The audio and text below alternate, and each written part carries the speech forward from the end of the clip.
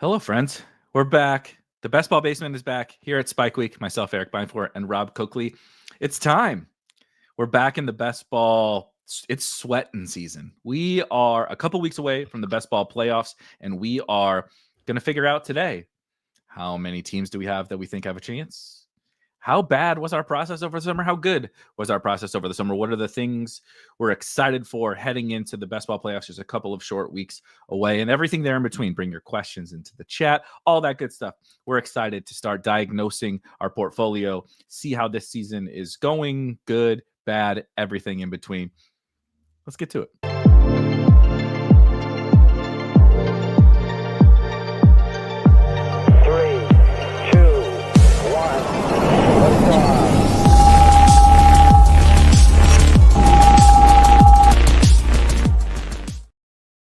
All right, Rob. The people are chomping at the bit. By the way, it is. I believe I learned this that it is not chomping at the bit.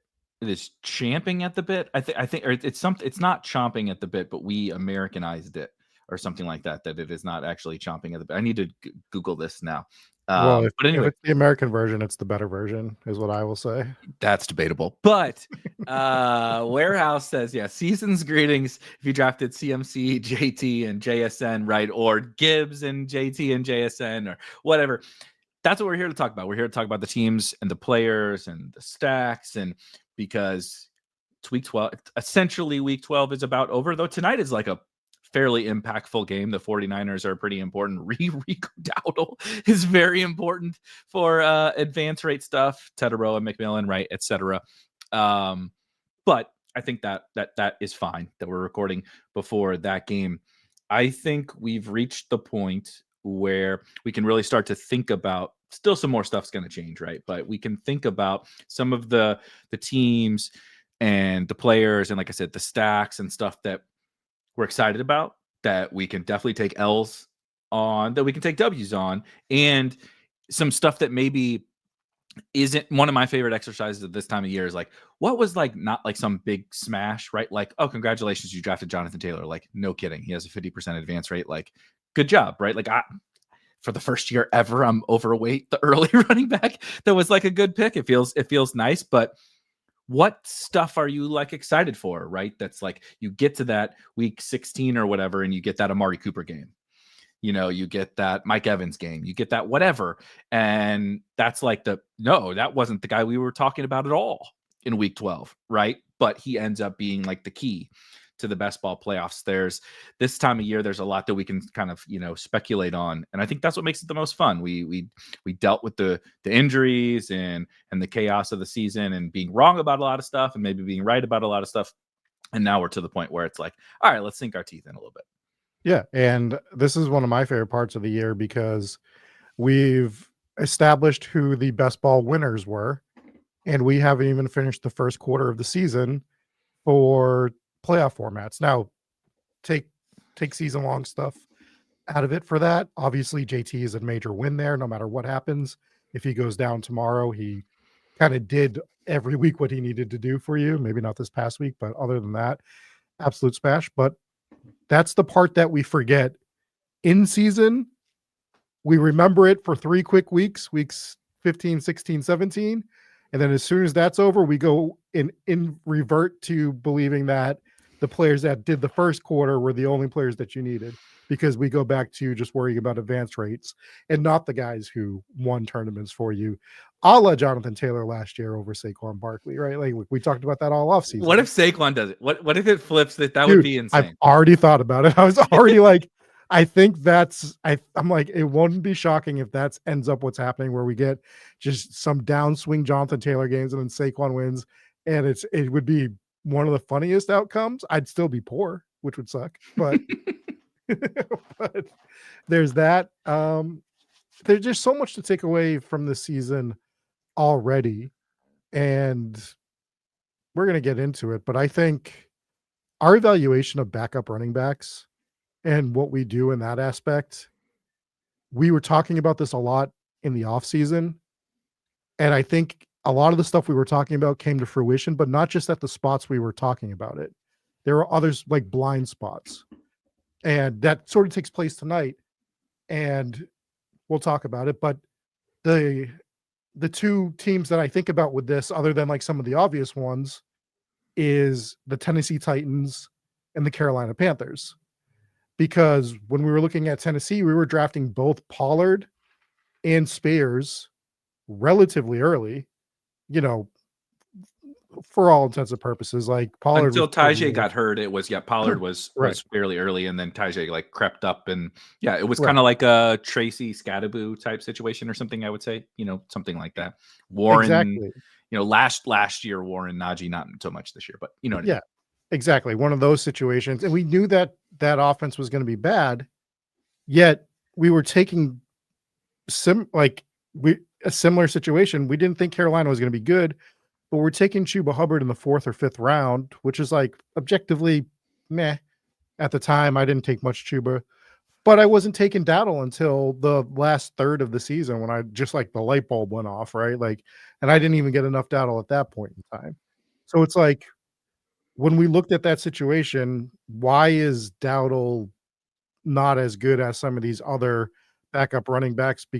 Especially when we were evaluating the rookie that came in, that we were like, he's never going to get the workload that we need him to project for. So like, just like little stuff like that, it's tough to do for 32 teams throughout the entire summer. Like there's constantly moving parts and stuff, but that one seemed kind of obvious, right? Like if in hindsight, like it seemed like we should have, I'm not saying you should have been insanely overweight Dowdle, but you should have had a Dowdle bag somewhere, probably, especially if we're drafting 0 RB teams. Yeah. And the other one that didn't work out was the Saints, right? We could have crushed the Saints. It's about to work out in a really triggering way, by the way, with Kamara getting hurt this week. It's not the guy we would want it to be, but we stopped drafting both of those guys, and we were like, the Saints aren't going to be good. Kamara's old. They've brought in Kellen Moore. They're going to eventually have to see who they have in that backfield, and they could have played one or both of the backup guys. If Kamara got hurt, which he just did, then whatever. But like we were still seeing those guys out there, even with Kamara healthy. So, and it really looked like there could have been a flippening at one point in the season. Mm-hmm. So those are the situations where it's like, I'm not saying to go out and get 40% of those guys, but like, I think I know me and you were drafting them somewhat, but probably not enough. And they were like forgotten. And we were taking the 15th string running back on the Dallas Cowboys. No, like the collectively, not me. But Malik Davis coming up to bury all the backup Cowboys running backs is just this year has been, like you were referencing Kendre Miller, who was coming on and right. was one of the highest graded runners in the NFL, actually. Before he got hurt, he was playing quite well, kind of like what we had hoped for years for Kendre Miller. Now, Alvin Kamara, by the way, did you see the play? Kamara came back in that game after he sprained his MCL. So like he's going to be fine, but also they're really bad. And, he's old, and we'll see. Devin Neal looked pretty good, I thought, this week. But that's what, like, man, are we about to get Devin Neal, a nice little Devin Neal run down the stretch? How valuable is it? Right. We're not really in here to get into like that minute detail. But your point is, it's always so hard in these situations because I don't want people to ever think like, oh, you saw the results and Rico Dowdle smashed. So yeah, of course, now you're like touting Rico Dowdle. But what happens with the results is they can remind you of some things where you were like, that was just an oversight by me. Not because anyone's saying you should have drafted 50% Rico Dowdle or anything like that, but because when you were in your drafts over the summer, you started going down this list, and like Dowdle was much lower to the bottom of the list. And maybe he I'm not going to sit here and argue that he should have been at the top, but should he have been a total afterthought given what you just said? And like Cody is like, I don't know, Dowdle was good last year, right? Like it wasn't like this is just like we're like the Kendre thing. Someone might say like, come on, you were just like continuing to wish cast Kendre. That's a reasonable takeaway, but it's like a backup running back who's proven to be solid, and in these situations that you outlined were very similar to those other more expensive situations where it was like, well, Tajay is going to play, right? That's the big thing that we love, especially from late round running backs, especially from zero running back or hero running back targets. Is like, not only is this guy, does he have contingent value, right? The Algier, the Will Shipley, the whoever. It's like, well, if the guy goes down in front of him, right, he's going to be good. But he's going to play, like, I don't know, right? It's like 60-40 Pollard Spears, right? It's like Kamara does not play all the snaps, man, especially not at his age on a tanking team. Like, they're going to play another back so you can get value. This is literally happening with Tyler Algier. Next to Bijan. Bijan might be the best. Bijan, Gibbs, right? Whatever. We can debate it. Might be the best running back in the entire NFL. And Tyler Algier has like 5 usable weeks because they play, like, just no one plays every snap unless you're like Christian McCaffrey, Jonathan Taylor. It's so rare, right? Like, Justice Hill gets usable weeks behind Derrick Henry. Yeah. Keaton Mitchell is like a shoelace away from multiple. He's the RB3 on the Ravens. Those types of situations are ones where it's a great lesson, not in that like, oh, who's the next Rico Dowdle, but next year when you get into it and you're like, yeah, this guy is, his role is actually quite similar to Tyjae Spears, right? Rico Dowdle's role is probably like very similar to Tyjae Spears, but like, I don't really like the Panthers that much. I don't really like Rico Dowdle that much. And it's just like, I'll be like, remember that. Remember when you have that thought in June of next year where you're like, this guy feels like this guy, but I just don't really like it that much. It's like that.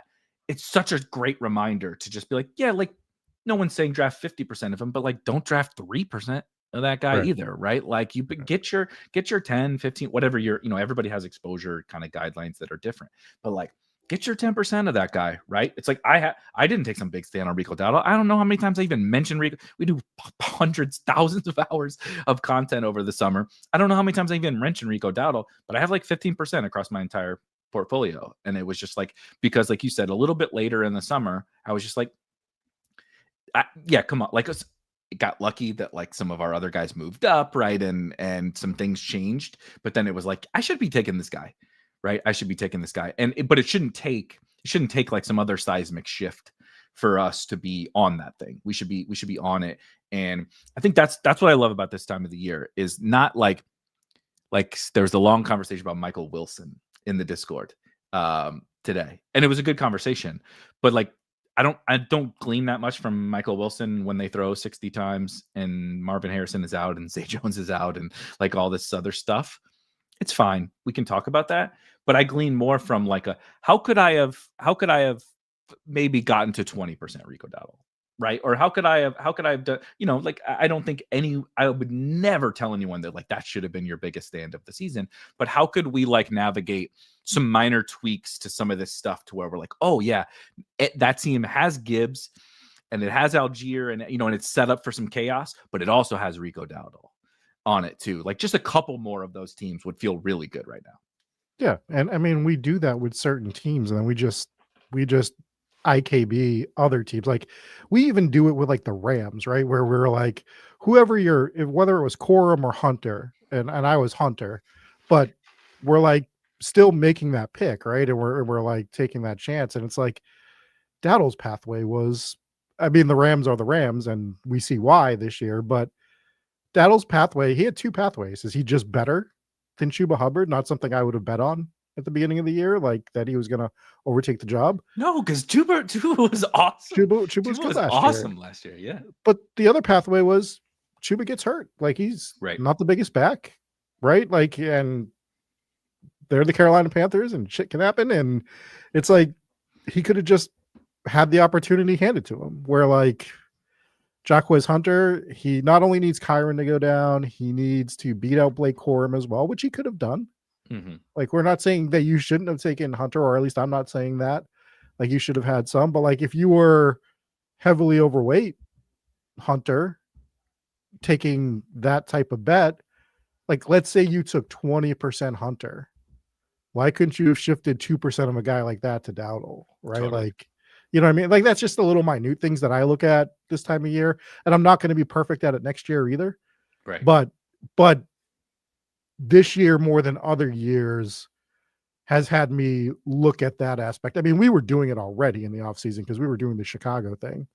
Like, here at Spike Week, we were on Monangai. Like, we were just like, Thank God, by the way. Yeah, This thank could be God. bleak. I didn't realize how important Kyle Minogue was going to be to my life in that Thanksgiving 2025, but it is true. But I mean, that was all coach speak stuff too. Like Roshan Johnson, like he was Voldemort. Like they couldn't say his name in Chicago at all. So like I'm we still were not doing certain this. he exists. Yeah. He's like Will Fuller. Yeah. So I think a good exercise like in the future would be in June. We just go through, and I'm not saying we have to do this on stream, but like we just go through, you know, A to Z team. You go through every team and you just look at the backfield and be like, okay, well, we know that these are the actual projected ones.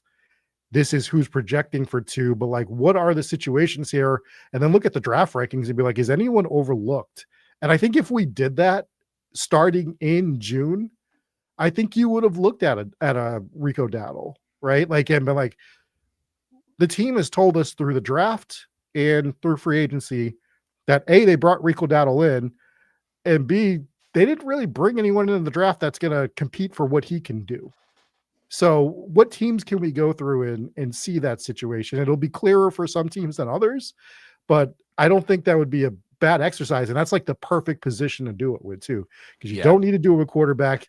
Wide receivers a lot more wide open in terms of that stuff. Tight end's tight end. So like the one position to do that with is the RB position per team. And you can sort of figure that out with a healthy, I think you could do it at a healthy margin on that. And because it's so spot on, because you don't have to. It's always this time of year where we're like lamenting every like major big, right? Like I drafted 30% of this guy and he failed. I drafted 2% of this guy and he's a stone cold smash. And like certainly that is important.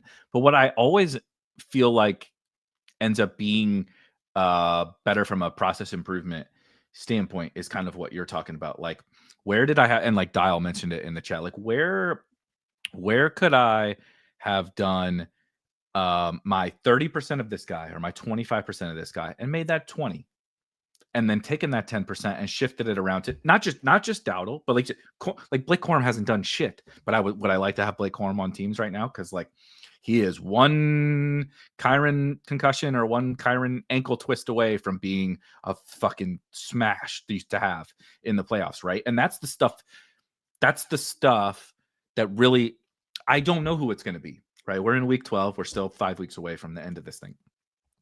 I don't know who it's going to be, but there's going to be stuff that pops up, right? Where maybe it is Devin Neal. Maybe it is, maybe Dowdle gets hurt and now in fact it's Tuba or something. I don't know, right? Emmanuel Wilson this last week. Right. Like who? Like I have non-zero Emmanuel Wilson. Could I have told you that Emmanuel Wilson was about to save multiple teams with a 30 ball in week? No, of course not. Like I didn't predict Josh Jacobs getting hurt. I didn't even know that Emmanuel Wilson was going to be the backup in August or whatever. But the point is there's a greater pool of those draftable guys. And now we don't have to draft all of them, but you can get tunnel vision on the certain guys that I do, right? The certain guys that and it's not to say don't take stance. It's not to say, but assessing this kind of stuff and finding the little leaks to be like, look, I can understand why no one would have like there is Tobias in the Discord was a huge shout out to him, like a huge Rico bag holder. But like, it's not to say everybody wants to make the like, oh, this is the guy I should have taken in every draft. I should have known this. And it's not that. It's more of like, who were the guys that you should have maybe seen to just move a few more percentage points to, right? And like, how much happier would you be with a few more? Because we don't need to do revisionist history and say we should have known every guy that we drafted 50% of, but we also can go back and say like, maybe right, like I drafted like 1,000,000,000% Will Shipley, and part of that is because I believe in it. Part of it's for fun and all that kind of stuff. But like, where could I move a couple, right? Like Jarquez Hunter is such a great example where I was like, I think this dude's an awesome pick from like until training camp got there. And I realized he wasn't a very good pick anymore. It was like, but when could I have moved a couple percentage points off of Jarquez Hunter to Rico Dowdle and those other teams or to whoever, right? It's not just him. Or when could I have done it to Corum, his teammate, right? And just been like, I don't have to take Jarquez every time. I could do. And again, all these things are up for debate, but I think that's where I really start to sink my teeth into at this time of the year, where like I look at this team and I'm like, I still am fine with like the Jalen Royals bet as an example, just to pivot a little bit. But like I look back and I'm like, man, I could have shifted a couple of those around, right? And then you look at those teams and like having that was part of the Michael Wilson conversation earlier today, where it was like having this live body with upside. Now, I don't really think Michael Wilson is that, but I'm not trying to get into that. But like Troy Franklin, as an example, like the fucking wide receiver one for the Denver Broncos all of a sudden, which is crazy. Like, what if I could have shifted, right? A couple Jalen Royals teams are now Troy Franklin that are advancing, and you're like, shit, like that can be the difference, man. Like that, a late round wide receiver like randomly spikes in week 16 or something, gets you to the final, right? Like Corain always tells a story about Tyquan Thornton. Like it is kind of funny that he's still alive and kicking, but like nobody's proclaiming Tyquan Thornton to be like some awesome NFL player, but he tossed him on the end, right? He caught a long touchdown in week 16. That's what got him through. Tyquan didn't have a good season or all. It was just one weird, he was a live body with upside at the right time of the season. And it's like this weird push pull of taking stands and putting your cojones on the table, like we talked about all summer, but also admitting where that's not necessarily the nuts on the table moment, like the spot, right? Where you can still be overweight that guy, but like shift some things around. And who can we learn these lessons from now to be like, this is where I should have, like, I can think about that in the future to shift some things around based on how this season played out. Yeah. I think calling out other positions that you could have moved around as well for that. I mentioned this one in the Discord today too. Sean says not a running back, but he was taking a bunch of IO manner. I have a way more IO manner than DK. I have non-zero DK, but it's not pretty. But it's the same thing where it was just like, I don't know, at what point do we say this team drafted one guy before the other, right? He's a 3rd round pick. We were taking Kyle Williams, like what, round 12 or something like that, because he was a 3rd round pick on a team with opportunity at the wide receiver position. Now, we were less excited about the Titans, but still, we were willing to draft Calvin Ridley in the 5th or 6th round. Yeah, right. You mentioned the Pollard. Yeah. We is doing a lot of work. But I liked Chig. Early in the summer, I drafted Pollard. I was much more Tajay later, and I was drafting IO Manor. I did the bullshit Cam Ward. By the way, Cam Ward, shout out to him saving some teams this back. The Cam Ward saving Lamar in week 12 or whatever was not what I expected to have happen. But nonetheless, this is another good example where it's like, we're so confident that IO Manor is the right pick over Chimere DK, even though the team told us they liked DK more than they liked IO Manor. And it's like, oh, yep, he's better. Yep, DK. Would you rather rather have Chimere DK on a team or Jalen Royals or whatever? And it's like, I don't know. Like, I'm not saying he's going to go score 30 in any of these fantasy weeks, but could he like end up filling the flex for you?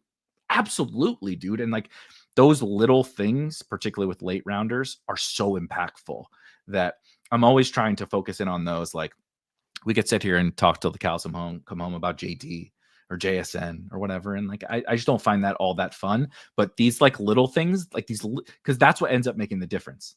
JT's 100% drafted. JSN's 100%. Like, there's going to be a bunch of those teams. We all have them. But how do you find the thing that sets you over the top, that sets you apart, especially in the playoff weeks, right? Which is what we're really worried about. As you mentioned, we're not even we're not even through part 1 of this adventure. And how do we get over the top in 14, in 15, 16, 17? Yeah. And my last point on this running back thing, and we can breeze past this because I think it's going to be a bigger point in the offseason, is I think we can do a better job evaluating the type of running back coming out. I think we could just take the Brashard Smiths, the Trevor Etiennes, the Jaden Blues off your draft board in the future completely, for the most part. Mm-hmm. I just don't think they're going to beat you enough times when we know, like I like the way Brashard Smith looks, but we know what he is, right? Like he's fun to watch. He's got a specific role. Mm-hmm. But that specific role is never going to turn into something that's usable for. They'll find another guy. They just signed Dameon Pierce. If Kareem Hunt gets hurt and Pacheco's not ready, they'll literally play Dameon Pierce as like the runner before they'll play Brashard Smith. Yeah, and maybe Brashard Smith gets you some usable weeks here Sure, and there. sure. For sure, right? But he's never gonna be a winner. Like he's never gonna be like for a season-long thing. Like, and God, you'd hope it hit one of the playoff weeks for sure. I mean, obviously, and people will come back and dunk on me because he scores, 2 touchdowns. I can't wait. 17, sure, but we know he's got to do that on 7 touches at most, right? Like if he's lucky, he gets 7 touches. So he doesn't carry the ball. He's a weapon, right? And it's like a fun weapon. It's a good guy to have on a real, and that's hard differentiating between the two, right? Like Bucky Irving and Brashard Smith might have felt similarly, but Bucky Irving was a real running back, and Brashard Smith was like this weapon, and it's hard to differentiate between the two. I will also just on Brashard, this is collective for all of it. The Chiefs tax. Can we talk about the Chiefs tax that we're paying? We're just paying every single year, which is hilarious because if you go to social media every Sunday, Mahomes overthrows somebody right on a deep ball, Taekwon or Worthy or whatever. He throws it 10 yards past them on a touchdown for a 70-yard touchdown or something like that, and everybody shits on it.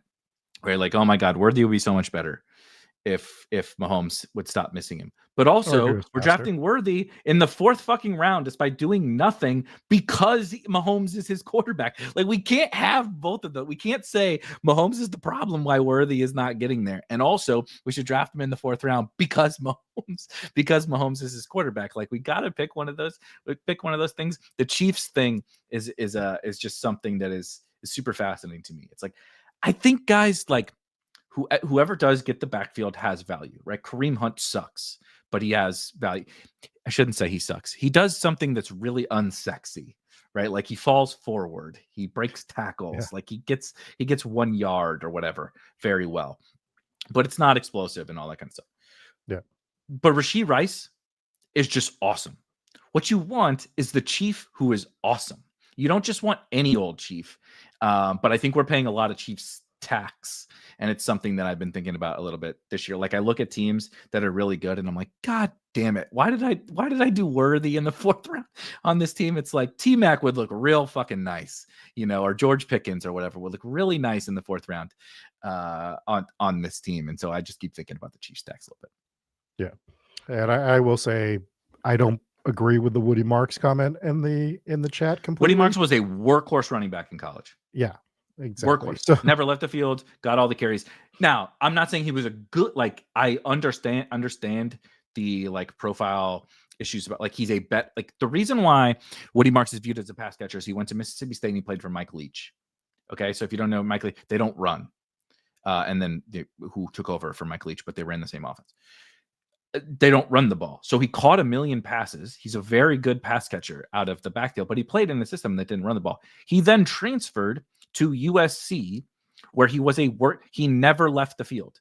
He got the goal line carries. He got the in-between the tackles carries. Now, he's not like a special runner. I think we've seen that at the NFL level. He's not like a special runner, but he's not that. He's not, I'm trying to think of it, right? He's not Deuce Vaughn or Brashard Smith or James White or whatever. Now, James White was a runner too. He just turned into that with Brady. But like, that's not what Woody Marks was in college. We just said like, well, he's a much better pass catcher than he is like a runner. So he's only going to be a pass catcher in the NFL. And it's like, that's not really how this stuff works.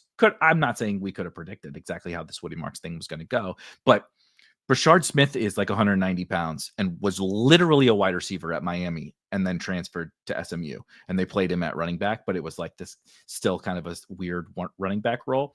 They're two different things. And we don't got to get into all that right now, even though I just did. But it's just like, that's why we stream so much. That's why we talk about all these players so in depth, is because those little, what seem like very small differences end up making a very big deal to like your upside. Right. It's like, because Brashard Smith is just like never going to get more than like 10 or 12 touches at a ceiling. And Woody Marks is getting 20 in a bunch of these games because he just is trusted a little bit more as an early down runner.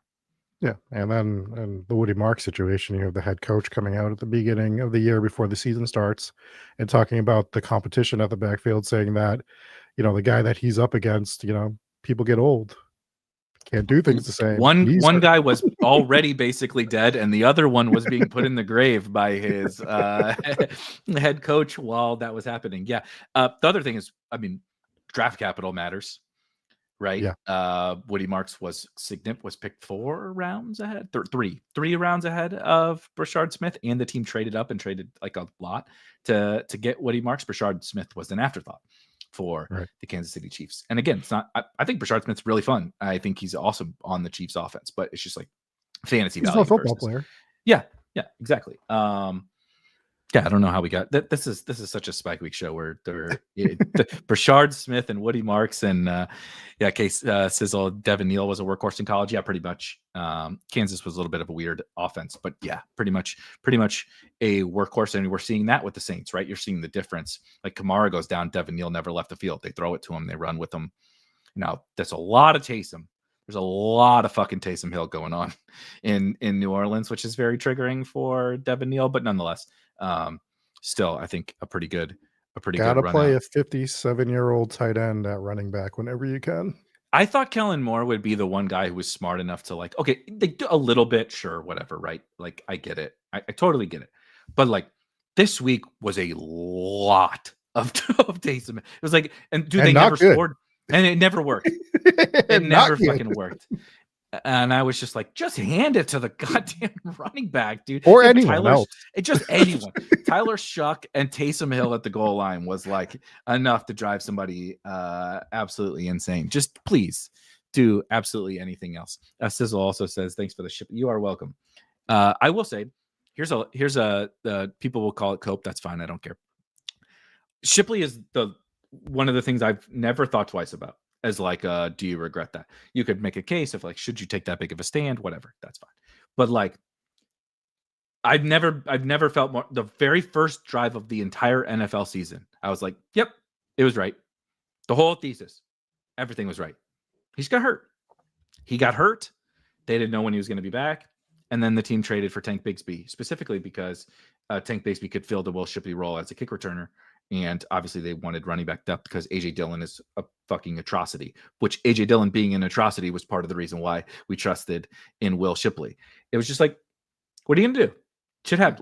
Like was Malik Neighbors a bad pick? No. Like shit happens, dude. Like I know Sizzle isn't saying this, but it just like spurred a thought of the difference between like take a huge L, which there's plenty of those to go around, but like take a huge L and like, do you regret this even though it didn't work? And that's the hard part, is being like, that didn't work, but I would do it again. And like it's because it's really hard when you invest a bunch of money and invest a bunch of time and like energy and all that, and you're like, I just put thousands of dollars. Like I like, what could I have done with all that money I put on that guy? But I'll fucking do it again. You know, like it's like, yeah. Because then are you being stubborn or were you right? Differentiating between the two is such a big deal. But like that one is one where I'm like, I don't know, man, go watch the first quarter of the very first football game of this NFL season. I think everything we said for the 4 months was correct. It's just, you know, sometimes things don't shake out that well. Also, the Eagles can't fucking run. They can't run the football this year. Like, I don't know. That wasn't on my bingo card. So that one I don't feel bad about, even though it sucks. I don't feel that bad about that one. So it's just a good example of like, what do you feel bad about versus, you know, what was a process error versus what was just like, very, you know, because there's going to be a million of like, this didn't work, but was it wrong? That's the thing we need to figure out, you know, for the next 6-9 months. Yeah. And the whole trade to get Tank Bigsby, it was an opportunity that had presented itself, right? Like, and they took it, and the Eagles are known to do that. Even with the running back position, you got Tank Bigsby for, you know, decent value. And I thought it was a good trade. Yeah. Yeah. It's a good trade for them. The kick return thing is huge this year. It's big. I don't know how much we should be evaluating that going into the future as well, because it's changed the game. I mean, I don't know how many people are noticing that with yards and everything like that. It's completely altered the game, more so on DraftKings than anywhere. Like bonuses are not the same as they used to be. If you get it, it's a huge deal. It's also huge for just like hand in the dirt. Real take. Shout out to Greg Olsen, by the way. If Greg Olsen's ever on the call in one of these games, he is like the gap between Greg Olsen and everyone else in terms of the quality of the color work that they're doing on these games is so big that it's hard to, it's like it's nuts anyway. But he often talks about it, all the impacts also are with like, when should you punt, when should you go for it on like, you're like 4th and 5 at midfield, and he's like, not all the time, but like he's like, I think you should go for this, because it, or should you kick a field goal versus go for it? When should you go, it's 4th and goal from the 3. When should you try to score a touchdown versus kick a field goal? It's impacted by those kickoff rules, because the teams are getting such good, they're like in field position with 1 first down after a kickoff. So you have to think about not just like, should I take the 3 points? Should I punt? Should I do this? It's like, what happens when the other team gets the ball back? Because the kickoff is like, I mean, they're guaranteed essentially to get it at the 30, give or take, right? It's almost a lock to get it at the 30. They can get it at the 35 if your kicker screws up. And if they return it, they're like always getting past the 30, like sometimes closer to midfield. And you got the Brandon Aubreys of the world. It's like, well, fuck, Cowboys are in field. Kavontae Turpin returns one. It's like, yep, they're in field goal position. So like, is it really worth it? Right? You think you're like, well, let's play the field position game. It's like, but you're not. There's no field position game anymore. It doesn't really exist with the kickoff return rules. Yeah, it's a whole different game. I don't know if I like it or dislike it, but all I know is it's impactful to the game that we play. Definitely. Right? So like, we need to. Maybe I'm not saying like there's a ton that you can do to account for it, but DraftKings, it might sway me to do some certain things here and there in the future. Thinking something about to think this, about. Definitely something to think about. Let's talk a little bit about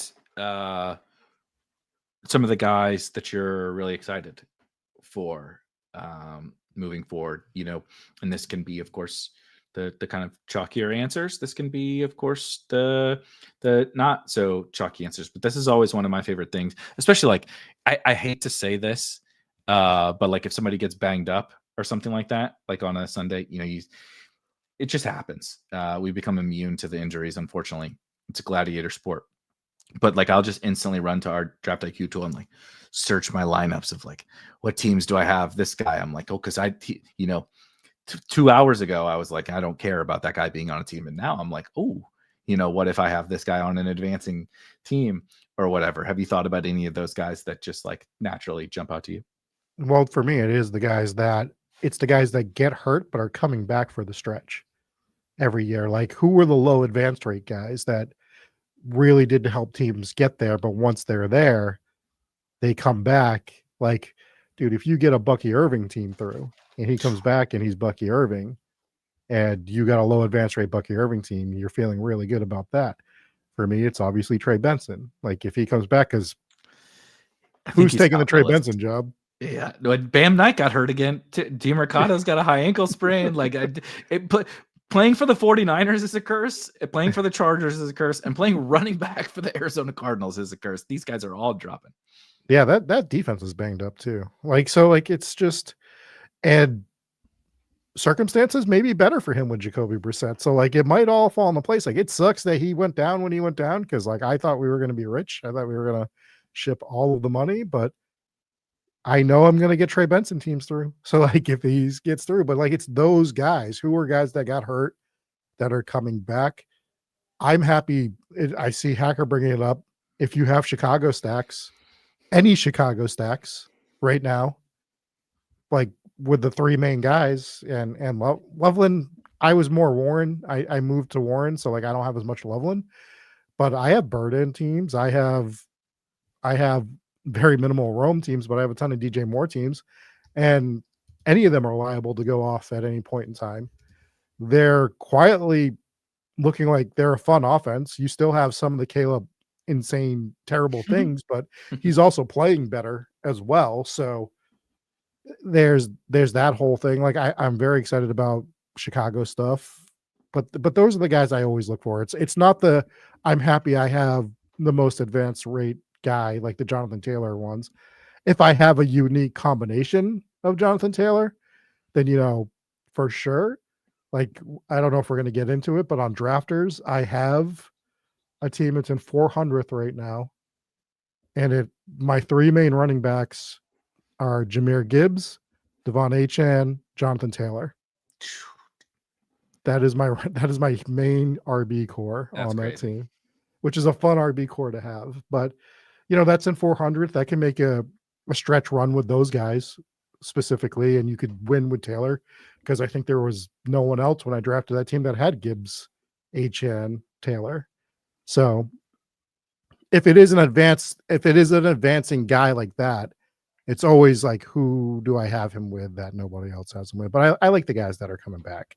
Usually, like, let's have fun. The low advance rate guys. Let's see if we can just like torch some, like Justin Jefferson. Yeah. Right. Like if you get a Justin Jefferson team through, you might have a quarterback who can complete a forward pass moving forward the rest of the way with old nine self-reporting concussion issues. Like, you were concussed? No shit, I couldn't tell watching you play, McCarthy. Jesus.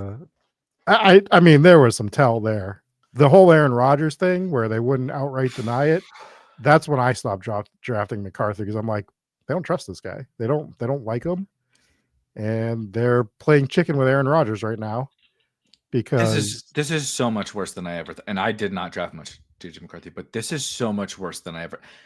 Dude, like, we talked all the last 2 years, right? And how many times we have to make this case with Sam Darnold of like, dude, haven't you seen Nick Mullins was always the easy talking point, because he threw for like 750 yards in 2 weeks as the starting quarterback for the Vikings. But remember Josh Dobbs? It was the same season. They brought Josh Dobbs in. It was like, Josh Dobbs is the talk of the NFL for a couple of weeks, because he's just like lighting it up with the Vikings. It was like anyone they would bring in, you were like, I don't know, man.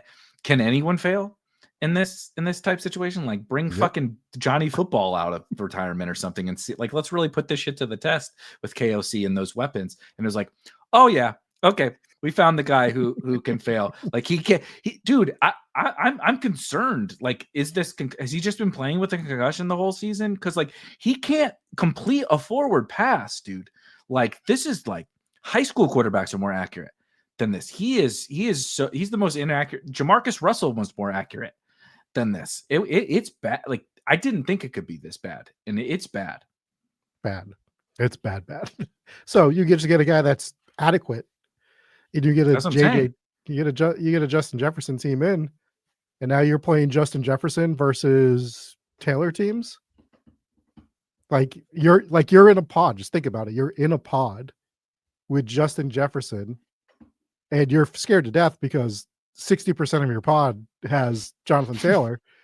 But that, like, if your guy's good, you've already leveraged everyone, right? Like, so like, that's what I've always find fascinating about this game. It's like, yes, we're happy when we have the high advance rate guy, but man, I always look for the teams that I don't have that guy on and playoff pods. It's like, who are the teams I can star? And because I don't want to play what you're rooting for. Yeah, instantly what you're rooting for. Like, it's really difficult with and I mentioned, I'm overweight Jonathan Taylor, overweight Jahmyr Gibbs. Like, I have some of the chalk guys from the, I have JSN. Like, I have those chalky guys from the early rounds. But it's so hard to figure out like what you need in those. And then also there's a compounding effect. They're going to be highly owned in week 15, right? Let's just use JT. JT is going to be very highly owned in week 15. Let's say, now I believe he plays Seattle in week 15, which is one of the worst matchups you can have. And as good as Jonathan Taylor is, he's been feasting on the good to at least average or neutral matchups. And we saw when you play a team like the Chiefs with an elite run defense that he's not immune to a down game. Now he could still score touchdowns, right? It's Jonathan Taylor. But like, you also don't need him to like completely fail. You just need him to like, just like, don't be the guy. Like if he scores 15 or whatever, who gives a shit? You can match that with it, right? Like Dylan fucking Sampson scored 15 points this week, and he's awful, and he's on the Browns, and he had like negative yards, and the next thing you know, he has 15 points. But you know what you need when you don't have that guy, right? You have Justin Jefferson. It's like, well, I know what I'm rooting for this week. It's Justin Jefferson, right? And whatever, JJ and McBride and Josh Allen or something like that, right? It's like, I know what I'm rooting for. When you have like I said, just like everyone, most of my highest scoring teams are like Gibbs, JT teams or whatever. And it's like, yeah, but like there's going to be other Gibbs, JT teams even just in week 15. Now think about if they get there to week 17, right? That team keeps going.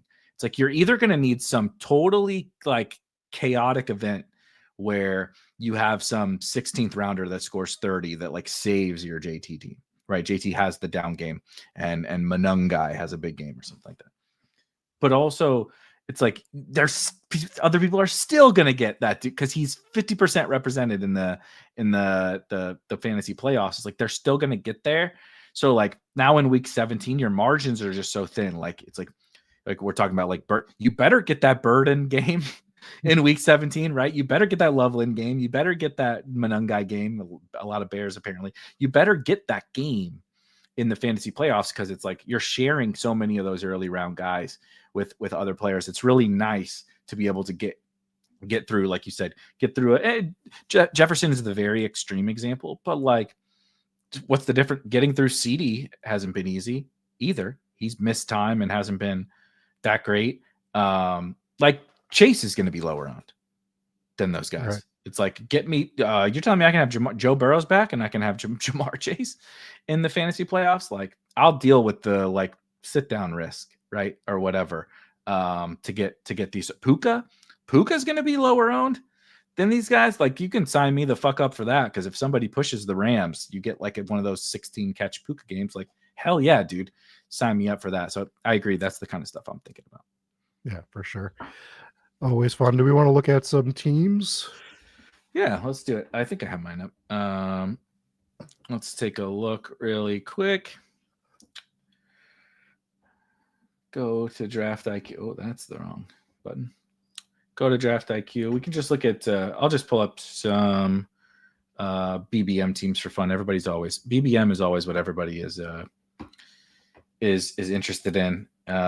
So again, full transparency, I have a 13%. I actually feel pretty good about that, given how the season has played out. I'm pretty happy about a 13% advance rate. I'm hoping that it continues to tick up because it's been a good couple of weeks. But it was funny because I was going to mention this, as you said.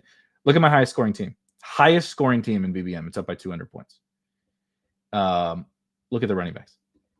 Harvey probably meets the criteria for a guy we're excited about, with Dobbins out for the season. I know he didn't pop off in his first chance without J.K. Dobbins, but if you're telling me I can get a bunch of cracks at R.J. Harvey having some good games, or Tyron Tracy luck boxes his way into a bigger role, and Rico Dowdle on this team, right? I get the random Sean Tucker big game, and like, I don't know, man. You can wish cast, right, on this other stuff. It's not ideal, but like, get Drake London back, Amon-Ra, JSN, right? Like, Tucker Craft sucks. The Tucker Craft thing sucks, but like, I don't know. I can just, right. But you know what? I'm not even like trying to tout this team. I'm just trying to say, like, this is the kind of stuff that like I'm looking for, right? Is like, I don't know. There's like not a lot of, I guess Dowdle would be probably a high advance rate guy. I never really worry about the quarterbacks, and JSN and Pickens. Outside of that, like, I don't know, the Tucker Craft thing sucks, but like, those are the kind of teams, and then you're going to get into, right, here's Gibbs JT. Well, you never worry about the quarterbacks, but what I'll push back on there is when you do have a Dak, that team is liable to shoot out at any given week. So that's true. If you have your Cincinnati or your Dallas quarterback or your guys that can go for 40, it does feel like a bit of leverage if you got them over the field. Definitely. I'm just going to scroll a little bit to find something. Let's see. I like seeing Hurts team here. Hurts, Daniel Jones That's pretty fun with JT, Warren, Javonte, Chase. That kind of stuff is not bad. I think you'll find when you start to scroll through, like Travion feels like a nice guy to have on advancing teams. I don't even want to talk about what the Patriots were doing with him. Abomination. I was ranting about Taysom Hill. What they were fucking doing at the goal line was gross negligence. They would run Ramondre, and then they gave Terrell Jennings a carry, and then they would run play action a bunch. And nothing ever worked. The only successful play they had at the goal line was they were at the 5, and they ran Travion, and he got to the half-yard line, and then they never gave him the ball again. It was unbelievable. And it's not even just Travion. Run a quarterback sneak one time with Drake May. He's huge. Run a fucking quarterback sneak. I want Travion, of course, but dude, it's Drake May. This dude can run. I would accept Drake May if we have to have a consolation prize. I would accept a Drake May sneak. Just stop. They were fancy playing it up all game. They should have scored 1 million points. Can you believe we lost Survivor teams with the Patriots in week 1 versus the Raiders now? Dude, now ridiculous. That 12 weeks. They're gonna have the best record in the NFL. They're gonna have the best record in the NFL. And have you watched the Raiders? Holy shit, they're bad. They just fired their offensive coordinator. They need to fire everyone. And now all they have now is the Carroll family tree left in the goddamn house. I'm sure that's going to fix all of their fucking problems. Holy shit, they're bad. And they beat the Patriots in week 1. And I lost hundreds of dollars. Crazy. I've never felt better about a pick I've lost.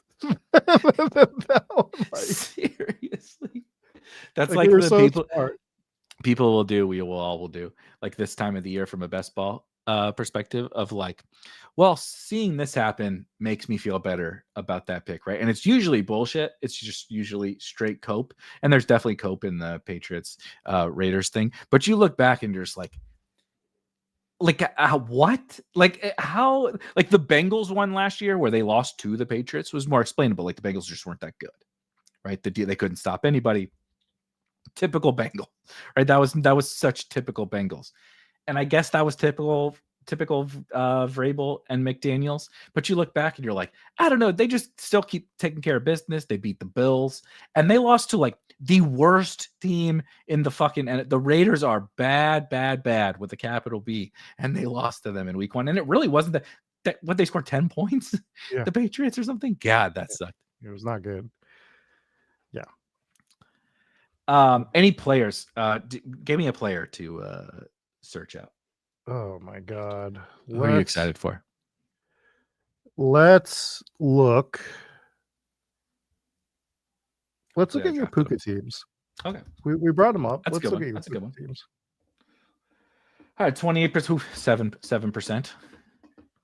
We got two Puka teams. Okay, Anthony Richardson on one. Nice. Hampton is interesting. To have on teams. Coming back. Sharbs on both. Jesus Christ, Sharbs is my RB1 on one of them. But when you have Javonte, Algier, Rashad White gave you a ton of weeks, and then Rashad and Tucker combo was very, very helpful to keep this team alive. And then you get the Sampson week right this week. This is such a funny example of a group of running backs that you look at and you're like, how the fuck did this get through? And then you actually stop and think about how important the layering is, where you're like, Algier had a bunch of double-digit games, right? Obviously, Javonte was very good early and just generally good to have. But Rashad White pops up for a good game here. Sean Tucker has a 30-point game. Dylan Sampson steps in this week, with a 15-pointer. Obviously, Will Shipley has contributed a fat fucking 0 to this team. But every other running back, so these are points used, right? No, points added. So I used 80 Sharps points, a lot of Javonte, but 67 White points, 70 Algier points, 28 Sampson points. So week 1, Sampson week 1. And then this past week, yesterday. Right?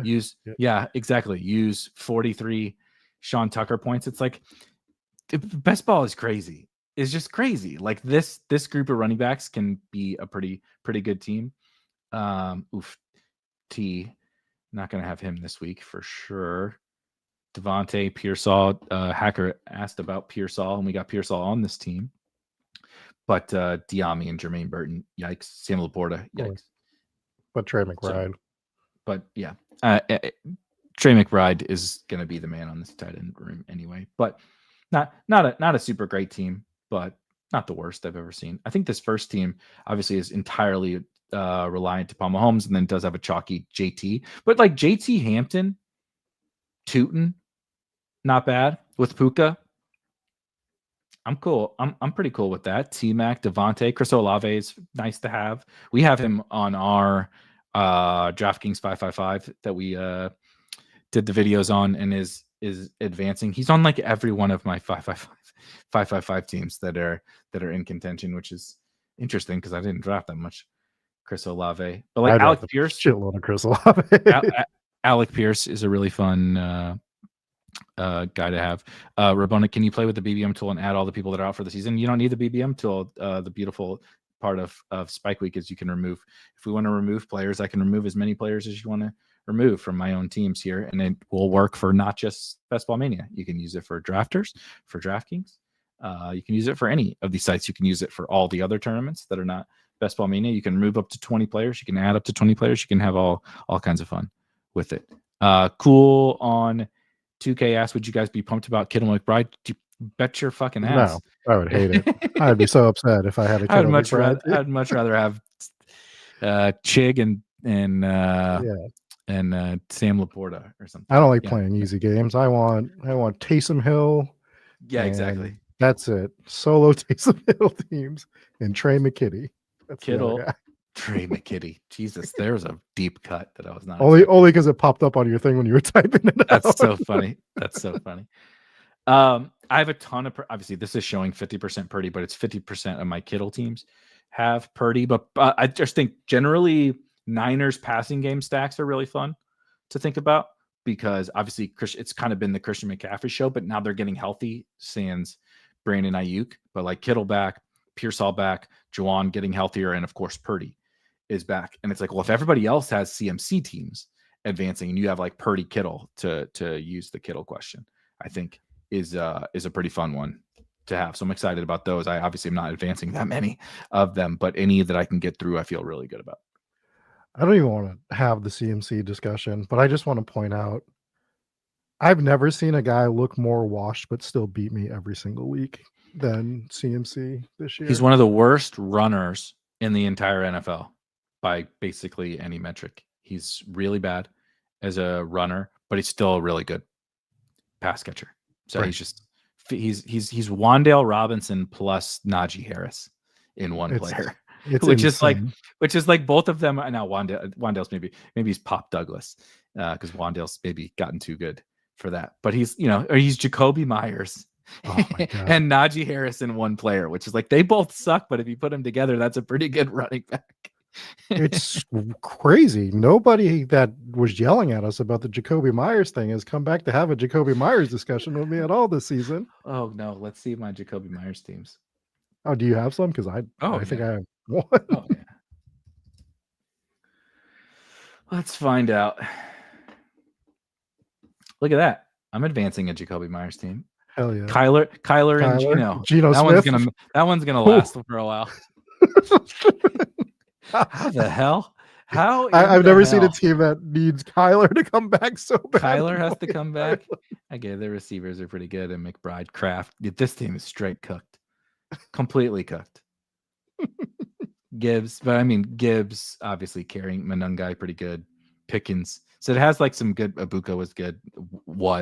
Is no longer, but was once good. So there's my one Jacoby Myers team. It's gonna make. I guess I could technically get this other one through, but that's funny. That's a little bit better. God, who else is a good one that we want to see? What about Drake London? I think he's. Do you think he's going to come back? Or like, it's pretty bleak in Atlanta. It is, but if he comes back, God, he was looking so good. Wide receiver 1 for like the even over JSN. and Chase. He was the wide receiver 1 in fantasy for like 5 or 6 weeks or something like that prior to his injury, which is pretty fucking crazy given like what JSN has been doing and what Chase did there for a little stretch and all that. But yeah, I mean, this is my high scoring team, right? Yeah. Or one of them, certainly, that we went through. It has London. So I would like that. Oh, look at this. Emmanuel Wilson carrying Wilson, Drake London, and JSN. Oh, Penix. Damn, man. Sam Darnold. What could ever possibly go wrong with needing end of season Sam Darnold good games? Can't imagine that. He's got Carolina in week 17, revenge game. They're going to be in it. Better than the Rams and Lions matchups he had last year, which went really terribly. This is back. This is down by 60, but has kind of like you talked about the Bears stuff, has the 49ers stuff I was talking about, has Trey Benson. So if Benson can come back this week, does have Dowdle. So theoretically, it's going to make up some because Jesus Christ, how many running back points did it score? Like 0 this week? Not many. Demont or Keaton, I guess. So Puka, London, JSN, Pearsall, Debo, Burden. Debo's been big. Oh my God. Kittle, Strange. This team rocks. Yeah. If it can get, it's got work to do, but have a good Dowdle game and then you can make up 61. You can make it. You can in 2 weeks with injuries and all that kind of stuff. You can definitely make up 50 or 60 points. Another 130. Hurts Mahomes. Dobbins. Dobbins is always unfortunate to see. Yeah. Yeah, that RB room's cooked. Yes. Yes, it is. I had this RB room that I was looking at on a team earlier today. And it was Gibbs, Bucky, Amari, and Hampton, Braylon Allen, and Trey Benson. Dude, the Braylon hole in the team. Yeah, every single time you're like, oh, yeah. And like, it better than that, like you said, is like Hampton, if you're close or you are advancing and like you see Hampton, you're like, ooh. Because it's like, this sucks to have this guy like on a bad team, but if it's advancing, you're like, holy shit, this is when he comes back, this will be awesome. You start working your way down. You're like Hampton, okay. You're like Tyrone Tracy. You're like Javante, Trey Benson. You're like, oh, this is awesome. Then you're like Braylon Allen, Will Shipley, Damian Pierce. You're like, God damn it. And I'm like, because then you're like, well, now I know the receivers suck. Like, there's just no way. It's so true. Like the reveal. Like if that's the worst part, the reveal. It is. It's like it's a totally a reveal. It's like you work your way down and you just know how it goes, right? It's like, this is going too well. Tucker Kraft is on here for fucking sure, right? Or you start working your way down and you're like, oh no, I drafted a lot of running backs and the first couple were good. Like, okay, like Neighbors, right? Get ready to see Malik Neighbors as the next guy. Like I start scrolling like this, like please. Squeezing it out, hoping that 4 is an ace instead.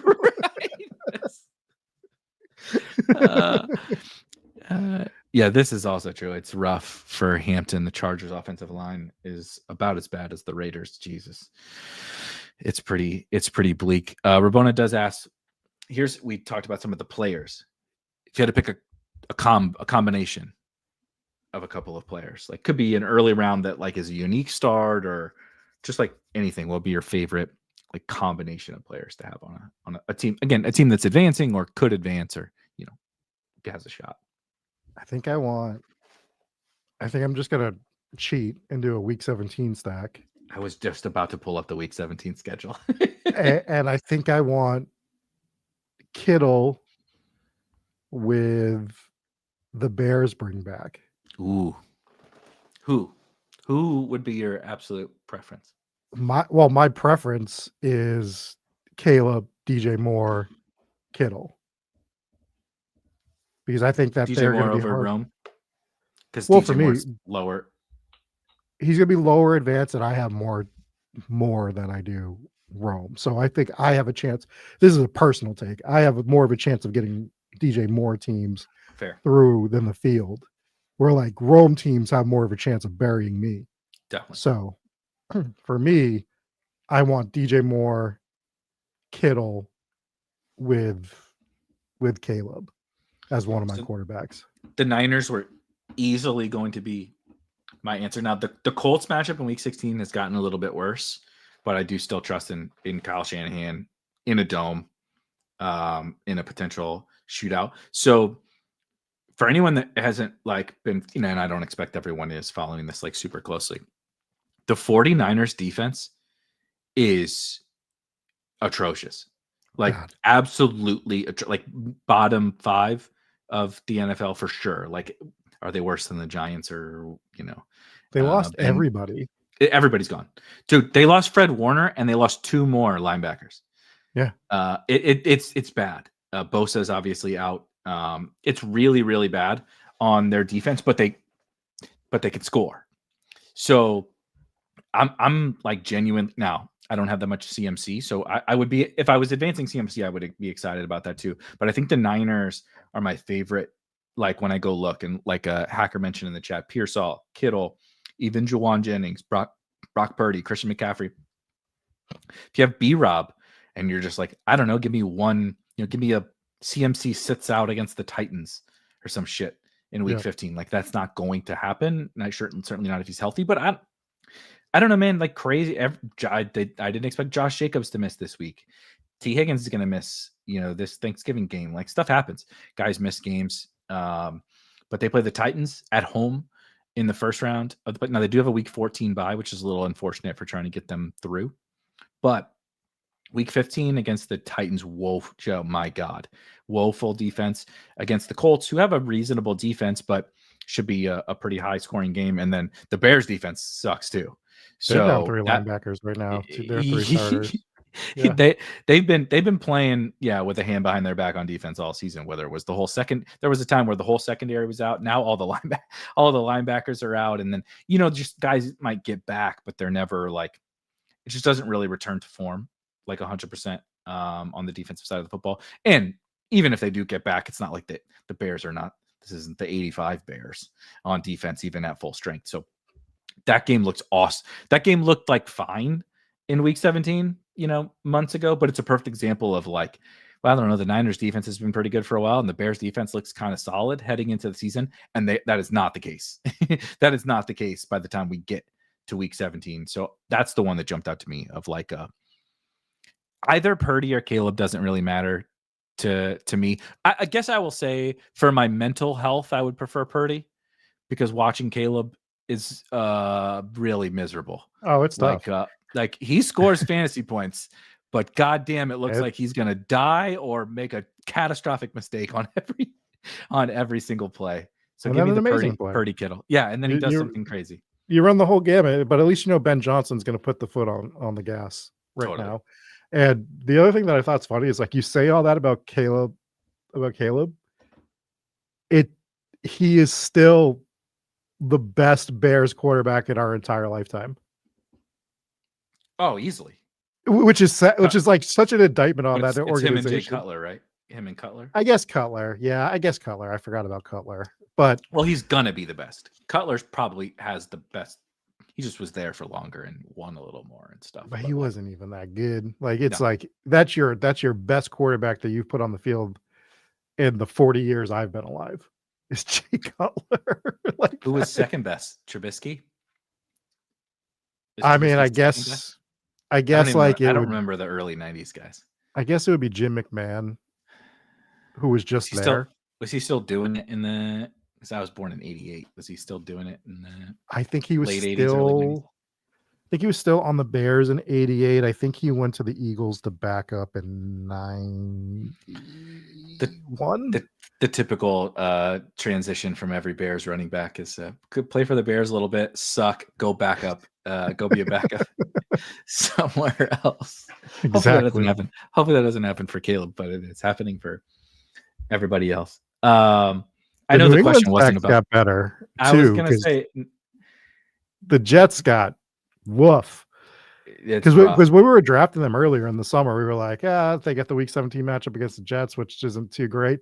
But now they got New England's got Buffalo, Baltimore, the Jets.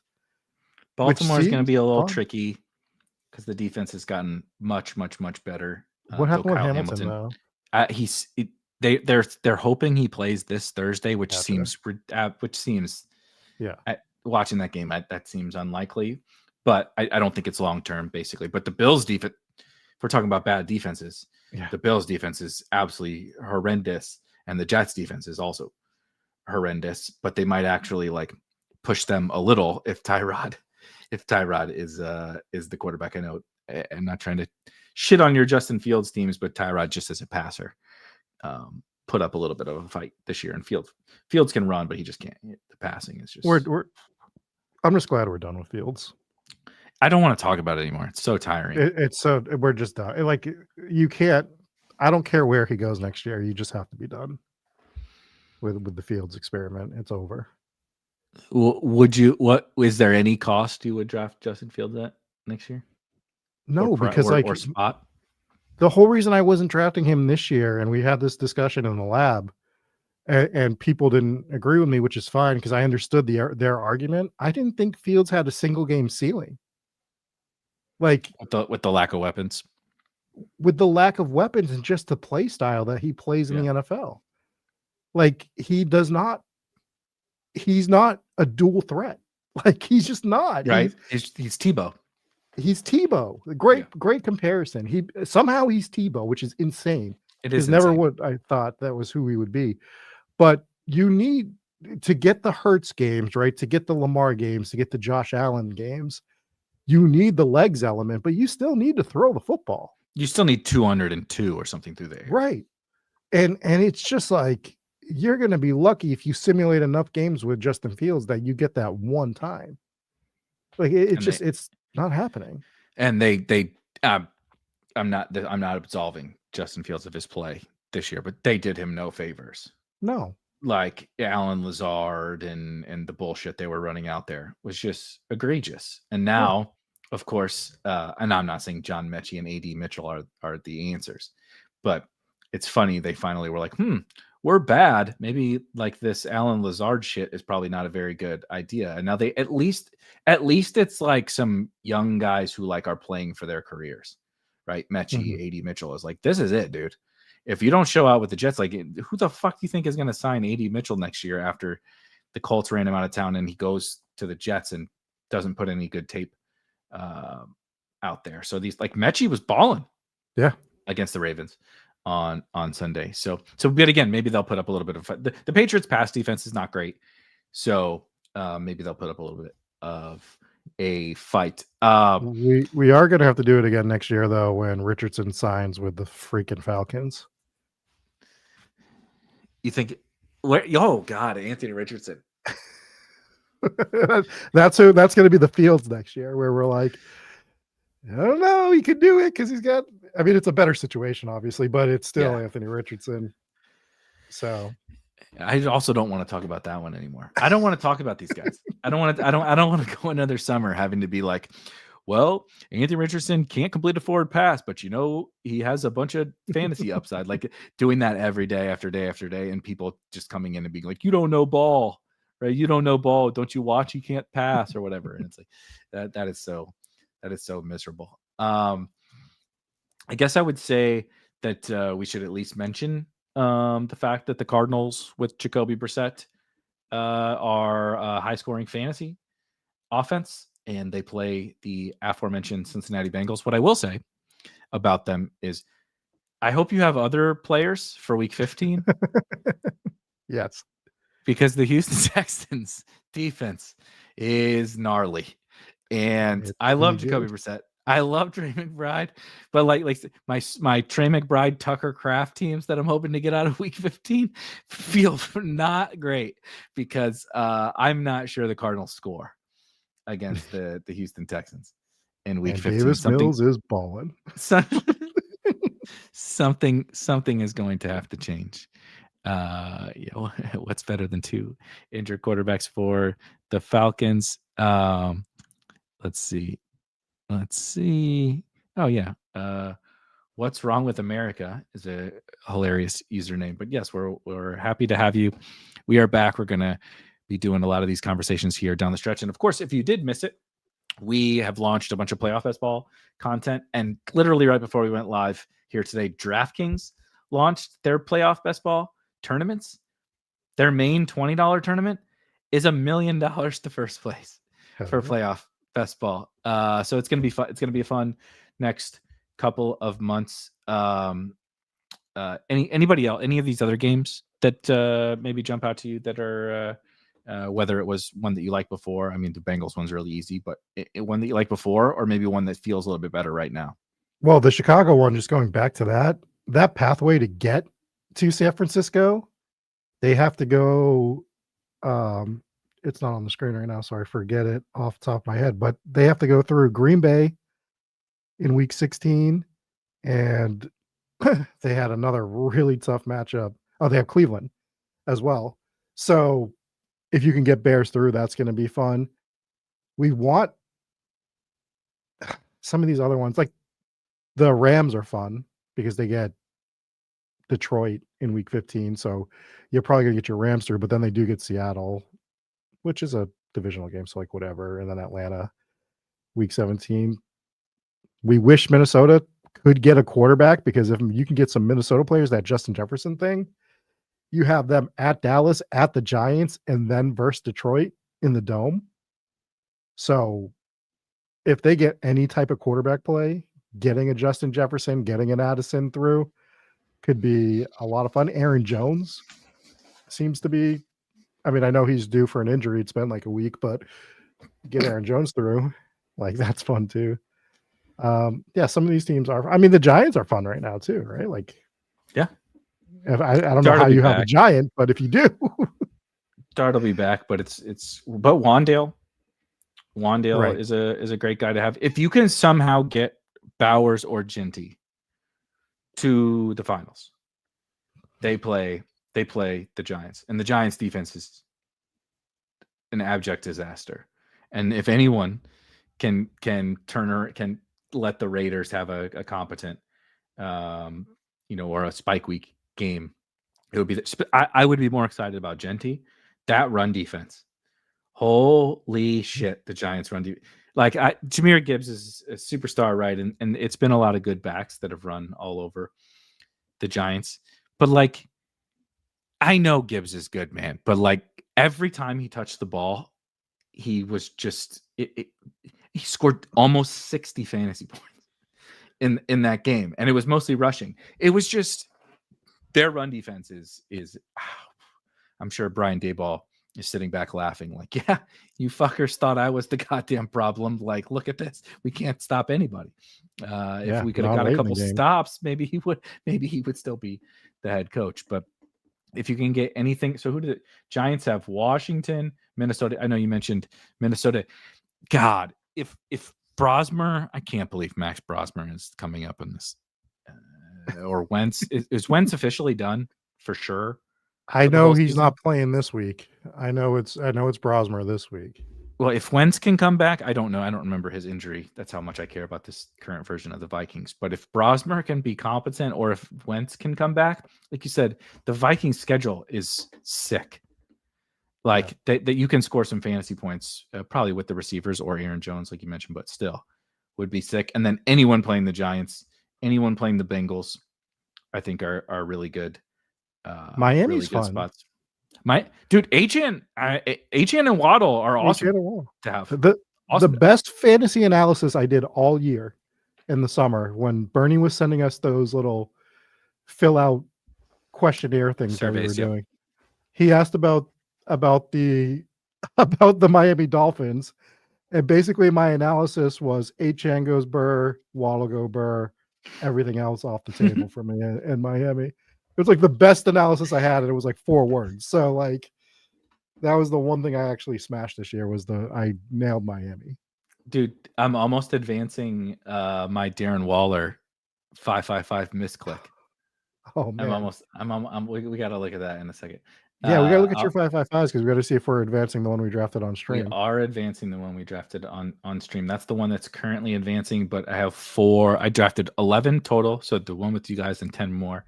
And 4 total are like very live, like not just like it's very much within striking distance. So I'm actually pretty excited. I'm very excited about our team if we can get famous last words, if we can get a Bills wide receiver to fucking do something, it's like show up to the walkthrough. be dressed in pads on a Sunday. That would be swell. But because everything else is looking pretty good on that team. Let's look at the Bills schedule. Yeah, a little rough. The defenses, rough defenses. But so maybe we won't be relying upon the wide receivers, but Josh Allen's just gonna have to do Josh Allen things. Yeah, because that's a solo Josh Allen team, right? It is a solo Josh Allen team. That's okay, correct. We have nuts and we put them on the table. Is what happened there. That is a fact. I'm just trying to quickly look at any of these other ones. Dude, that Cleveland defense. I know the Raiders' offensive line is bad. They 10 sacks. That was, I felt bad. Like I've been involved in games, like I'm sure you were too, like way back in the day, where like you got your ass whooped or whatever, and it was like this is not fair. That's how it felt. It brought flashbacks of like the times where you lost like 70-0 or something like that. That's what it felt like. You want a hot take? My hottest take of this season. I think Cleveland sneaks into the playoffs next year. They just got so much work to do on offense, but I'm not, dude. I have played the Browns defense like to what this is week 12. Probably they had a bye week, probably 8 weeks in DFS, 9 weeks in DFS. It's just like they just come preloaded into my DFS line. Like their defense is insane. They have a Super Bowl defense and a fucking CFL offense. But Judkins is good. If Shador can do anything, which he did something. He did more than a Cleveland quarterback's done in 2 years yesterday. He didn't lose him the game. Him the game. Plenty of mistakes, but he still didn't lose the game. He tried on the one pick, but everything else was fine. But I just hate the Shador conversation because he made basically one good throw all game. Like his 50-yard pass to Sampson was a screen pass, which is a wide open check down. He threw the big pass to Judy that was literally uncovered, like 40 yards down the field, and there was no pressure. Now, the deep ball to, was that Bond? Yeah. Isaiah Bond. Was a sick throw. Was a real that was a, like, if you're a Shador believer, that was like, okay, this is a big time throw. But it's like he really like had one good play over the course of the entire game. But the big thing that I always talk about with Shador is he makes backbreaking mistakes. Not as much with interceptions, but as with just like sack fumbles. He holds on to the ball forever. Usually, if they can get that, if he can stop doing that with that defense, they can improve the offensive line. I do think they can be. I do think they can be a playoff team next year. At least he pushes it down the field. Where Dylan Gabriel.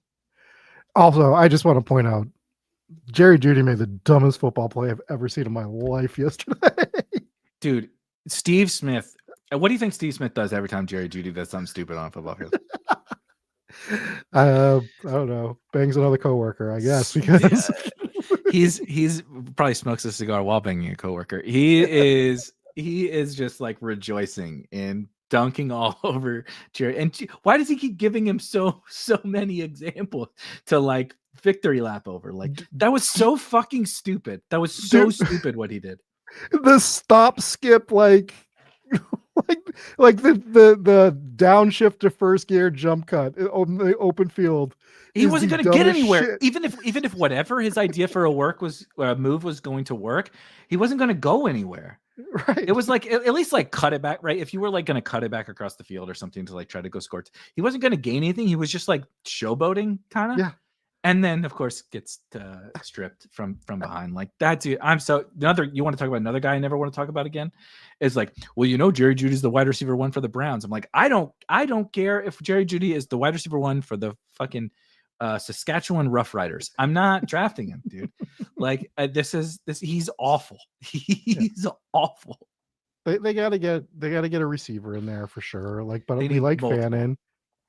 I think they might lose Njoku in the offseason, but I think that's like, I like Njoku, but like that's fine. That's fine. Like I think there's potential there. Like I just think, I'm not saying they're gonna go out and win the AFC North. I just think that they're in a tough division and all, but the Steelers are on the downturn. The Steelers suck. And I think they can sneak into the playoffs.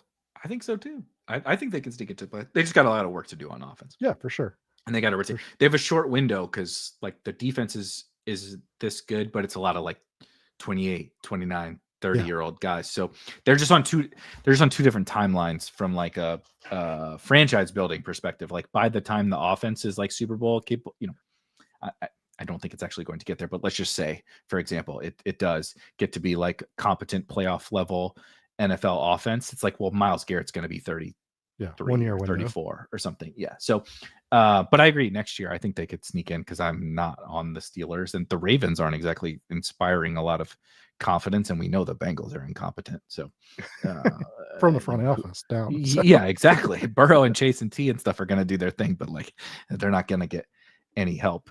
I just wanted to shout a couple of more, just super quickly. The New Orleans Saints. I know we talked about Devin Neal. And Tyler Shuck sucks, right? But like Kellen Moore, I trust in Kellen Moore. Chris Olave, I think it's like one of the best players to have on best ball teams. The Panthers are actually like not a super awesome matchup, but it's fine. He can still score fantasy points on the volume that he's getting. And Devin Neal, if Devin Neal is a real thing against these three defenses in the fantasy playoffs, that's great. Juwan Johnson is a nice tight end to have. If you somehow luckbox the Devon Vele trade over to New Orleans, or you drafted Mason Tipton or whatever, like New Orleans Saints are like good guys to have because they're going to throw. Kellen Moore is a good offensive coordinator, and they have a really good playoff schedule. We talked about the Jets defense and and like I would be genuinely excited to have. It's definitely mostly Olave. We'll see what happens with the running back position and Juwan, but like I don't know, if you just have a Saint live body on a team in the playoffs, like you could get a random good game for sure, or two, especially with Olave, especially if it's a full point PPR. If you have him on DK or something like that, he's much better on DK. Like I think Olave is like, if you look at DraftKings and you have Olave, you're pretty excited because like he just comes like preloaded with double digits, which is like really valuable. I don't know how many touchdowns with upside. With upside, right? He could go 8 for 150 and a touchdown or something like that, but he's just like always going to get, I don't know, 12 plus or something like that, because he just gets fucking like 15 targets every game. So I like the Philly stuff too, because I think Philly is I know we said this last year, but last year was different. They have to just go to the passing game eventually. Do you think they learned this week? I mean, they have to learn that the OC is fucking terrible. So like he's so bad. But I think they had that had to be the lesson coming out of this game. You throttled them in the first half, and you just took your foot off the gas. Cooked. Yeah, through the air. AJ Brown, Devontae straight cooked, and then Jalen Hurts was doing a little bit of running. Saquon in the passing game was working. Like everything was through the air, and they didn't like stop throwing entirely in the second half, but they just did the same fucking bullshit that they do with taking the foot off the gas. And like this, like you said, this playoff schedule is set to like Hurts, AJ Brown, Devontae Smith, Dallas got like straight cook, because they're also going to be playing for the bye now. They put themselves in a really that bad loss spot. Was big for us. Huge. Yeah, huge. We needed that loss. So yeah, we needed them to lose yesterday, which was good. And now they're playing the Raiders, Washington, Buffalo. Like they could be playing for the bye in week 17 against that Bills defense. Right. And that's the week that Saquon's going to just destroy 100%. And he will be 0% owned in the final because he was the worst pick of all time. Yeah, because Buffalo's rush defense is woof. Yeah, and literally everyone. Absolutely every Achan is running for 300 yards on these guys. Brees is running for, like, my God, what a disaster. All right, let's look at the 5-5-5 teams real quick, and then we will, if anybody has any questions, of course, please drop them in the chat. We can hit those before we get out of here as well. But I just wanted to quickly walk through, because, of course, this one over here in this nice, beautiful green color that is up by 72 points. In our pod. That is a recent surge, by the way. I think I sent you guys the last update a couple of weeks ago.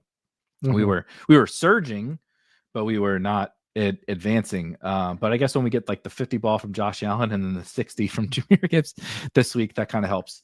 But we drafted this team on our, not really a stream, but a series of short form videos. Myself, Rob, and Bernie.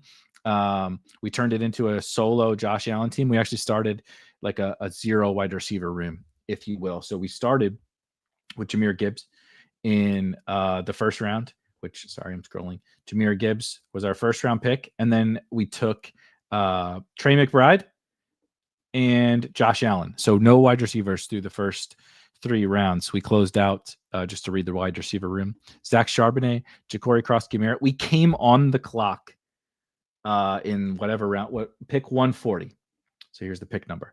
At pick 140, we came on the clock and they had just traded Brian Robinson, and Ja'Cory Cross-Gamera was on the board. Obviously, he hasn't like worked out very, very well, but still, it was that was a nice little gift to at least get any form of value, because this team clearly needs it. But I'm particularly excited because, as we talked about, Trey Benson is on this team. Zach Charbonnet has been really nice. Tyler Algier has been really nice. Kyle Monungai has been really nice, and we were real fucking close. Yeah, on the Kendre Miller thing. Obviously took Kendre over Devin Neal. But Tedero McMillan, Rashee Rice, the aforementioned Chris Olave, Josh Downs, you suck so bad, Josh Downs. Do something, please. But then, Keon and Josh Palmer are both on this team. If they could do absolutely anything, that would be sweet. But we do have Burden, right, coming on a little bit. I know Io Manor is hurt at the moment, but it's a live body on the Titans, soon to be live body on the Titans. Horton, unfortunately, on IR, but Whittington, and then Trey McBride, Dalton Kincaid. So Kincaid will be back. I'm hoping Keon will be active soon, and this team will be pretty good, man. I'm pretty damn excited about this team. We'll need Josh Allen to power his way through some difficult matchups, but if he can do that, I mean, if anyone can do it, it's Josh Allen, and the rest of the team's pretty fucking good. It's a fun team. We get Benson back. We get Keon Coleman showing up to practice. Like, we got the Burden thing starting to work. The Burden, Rashee, Olave, like, obviously T-Mac is nice. It's coming together. It's coming together. Rashee was a ballsy pick for us, by the way. Yeah, it was. When we took him, because of the team we were trying to build, we were like 5th round. Yeah, on a team that our first wide receiver was T-Mac. Yeah, we were like, dude, like, the whole purpose of this team is to hit on some guys later and sort of surge at the end, and it's exactly what it's doing. And getting Rashee Rice that late, with, guess what, KC can't sit anybody this year. We're not worried about that in week 17 with them, right? And they need Rashee Rice to be like their superhero at the position. So that was a huge pick. I guess I would like to go back and see why we went Olave Downs. And I would say that I probably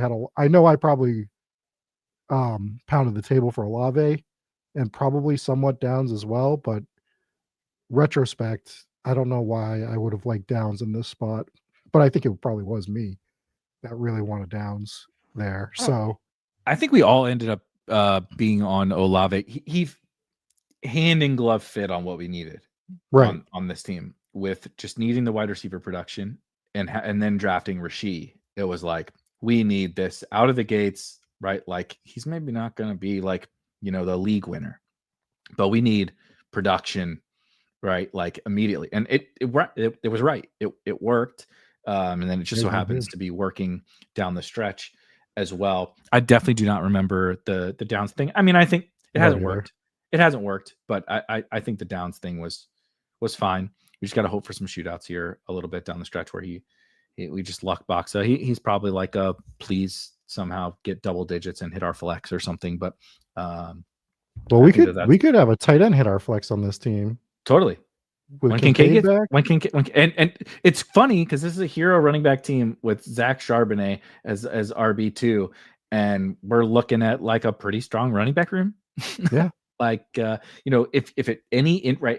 Walker goes down, if C-Rod goes down, or if Bijan goes down, and obviously Swift, but Monungai's like useful regardless. But like, if any of those guys go down, the next thing you know, we have like a really, really awesome running back room. We really kind of just need 3 wide receivers, which of course it's these 3 guys right now that are doing all the lifting, T-Mac, Rasheed, and Chris Olave. But like if any of these guys, like Burden, right, Keon, Palmer, if any of these guys can come on, this team can do some damage in small, right? The 5-5-5 playoff pods are smaller. So we just need a little bit of run good for sure. Yeah. Well, I think that's a fun one. I'm excited to see what happens with it in the playoff pod. And I love it being solo Josh Allen team as well. It's awesome. It's awesome. Such a fun build. A condom Josh Allen build team here, but that did need it this past week was the second team I have here. A second highest scoring 5-5-5 team is Allen and Cam Ward. Is this the Waller team? No. Okay, so Waller's third. We'll do that one next. But this one is interesting because the running back room, I mean, it might advance because Tyrone Tracy is coming on. We'll see about Sampson, Sean Tucker, I guess, maybe. And apparently Damian Pierce is a Chief. And, we can wish cast about every Chiefs practice squad running back for the rest of eternity. But I think it just ran out of juice with Dobbins and Braylon. And then, of course, Jamar Chase on suspension and J-Mo getting a fucking goose egg and Ibuka getting 5 this week was not great. But, like, man, it had promise. Chase, J-Mo, Ibuka, Rasheed, Khalil Shakir, stacked with Josh Allen, Troy Franklin, Trey McBride. It was. I'm not upset about the team. It just didn't quite come together. And I mean, it could still advance, but it's just like hurting a little bit. And then this one, another team, Cam Ward, our king and savior, coming to the rescue in week 12 to save Lamar and Josh Allen teams. But this is a team that was very far behind. You see, it's 34 behind now, but get the Gibbs game, get the Sampson game. And again, I drafted this team on stream and accidentally auto picked Darren Waller. And I'm making a surge up the leaderboard, only 34 behind. And this isn't quite as good of a running back room as we have with Gibbs, but I don't hate there's live potential bodies, right? Of course it has Manungai. I drafted 73% Manungai in the 5-5-5. But Sampson is like a live body. Tajay, I think Tajay he's not scoring a bunch of fantasy points, but he looks good. And Ali could do it too. Not bad. And then T-Mac, Zay, Golden, another Olave, Juwan, Shaheed, Burden. It's not bad with McBride and Fannin. So not terrible. And then just one last live one, which this one can become advancing tonight.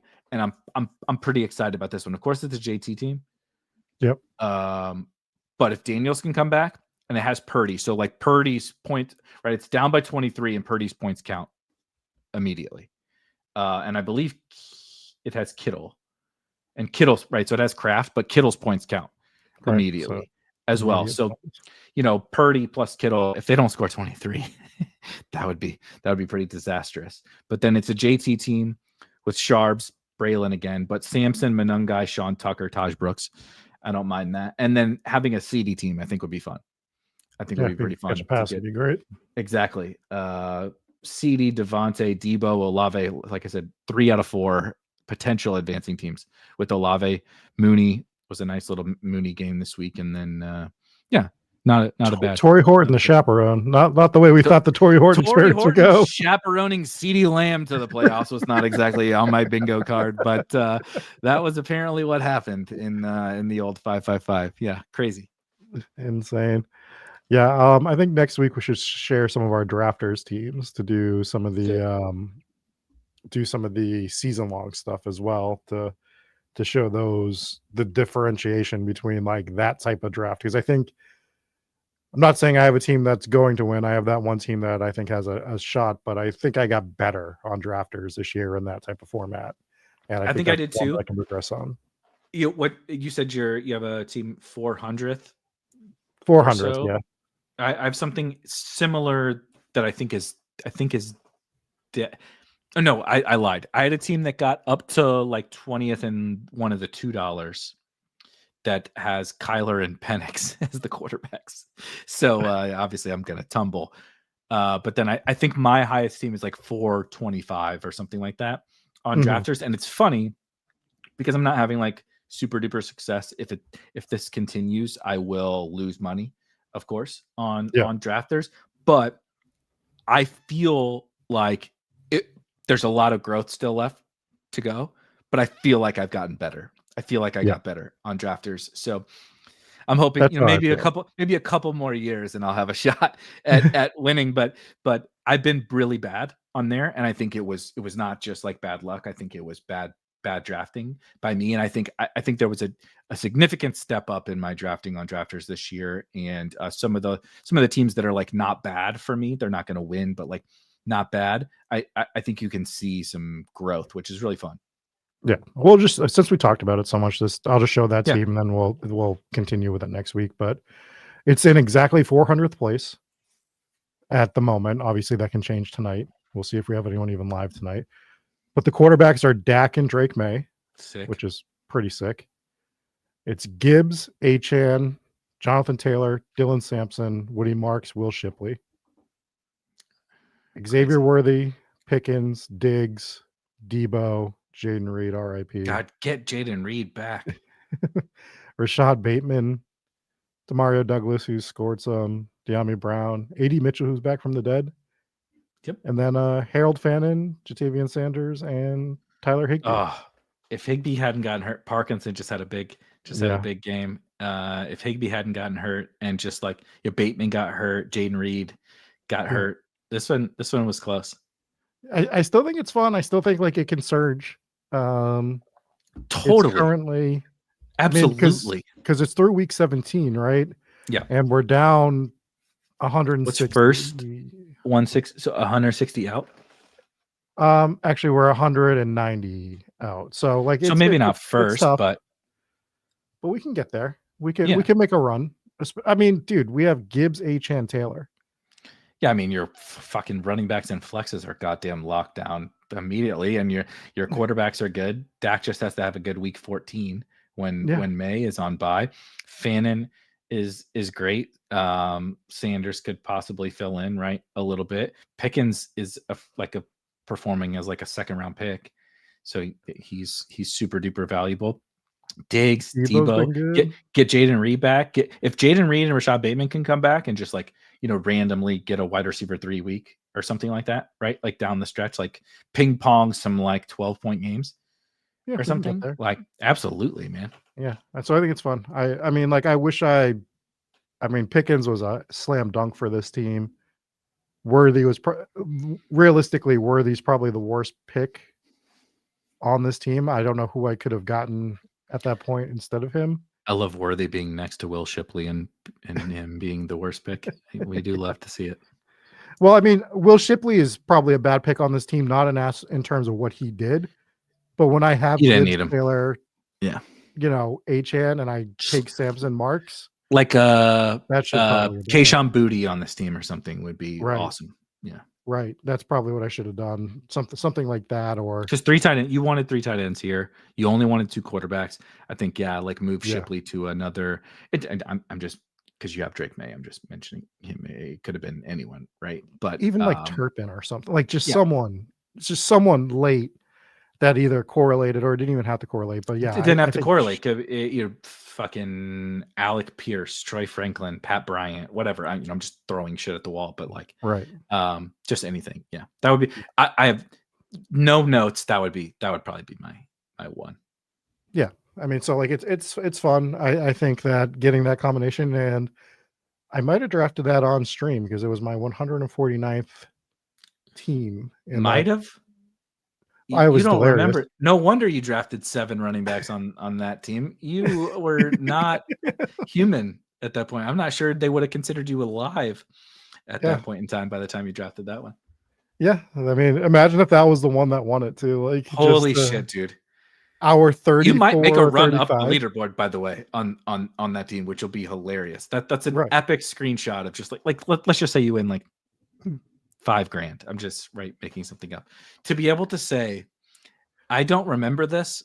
I was alive. I was sober, and I drafted for basically a week in a row and drafted this team. You guys suck at best ball. I'm the best. This is like, there's a great victory lap in that one.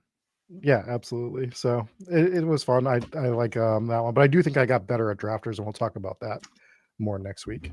We'll talk about that next week. Enjoy Monday Night Football. Be on the lookout for. We got some technical difficulties going on, but we have a new how to play playoff best ball video coming out, and with the DraftKings playoff best ball tournament launching, be ready. I might do that. I might do that tomorrow morning. I haven't decided yet, but we will have all kinds of playoff best ball content coming for you. We will have the best ball basement here the next few weeks heading down the stretch, right? We'll get you all covered for your playoff sweats and, of course, playoff best ball and everything there in between here at Spike Week. So hit the like button on your way out. Hit subscribe, all that typical fun stuff. And Rob and I will see you guys next Monday. Same bat time, same bat channel. And we'll catch you guys next Monday. Cheers.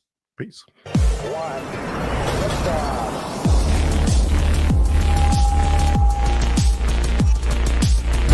Woo! Those were some spicy takes. Want to stay up to date with all of the other spicy takes we're going to have over here at Spike Week? Why don't you press that subscribe button below? You turn notifications on. We draft a team. Boom, you know about it. We have another spicy take.